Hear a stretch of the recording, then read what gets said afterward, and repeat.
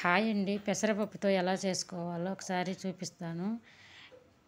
ఈ ప్రాసెస్లో చేస్తే పెసరపప్పు చాలా బాగుంటుంది. పప్పుసారు కాకుండా ఈ పప్పు అయితే 5 నిమిషాల్లో చేసుకోవచ్చు. వేడి రైస్లేకైనా చపాతీలకైనా చాలా బాగుంటుంది.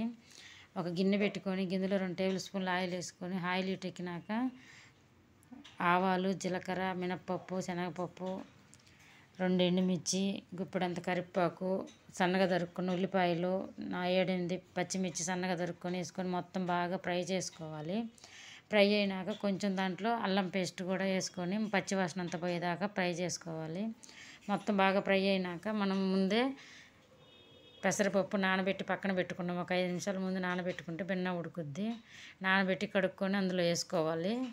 మొత్తం పెసరపప్పు అంతా వేసుకొని కొంచెం చిటికెడంత పసుపు, రుచికి సరిపోయినంత సాల్ట్ వేసుకొని మొత్తం బాగా కలుపుకొని ఒక గ్లాసు నిండా వాటర్ వేసుకొని మొత్తం బాగా కలుపుకొని మూత పెట్టుకోవాలి. ఒక 5 నిమిషాలు. 5 నిమిషాలు బాగా కొంచెం లైట్గా ఉడుకుద్ది.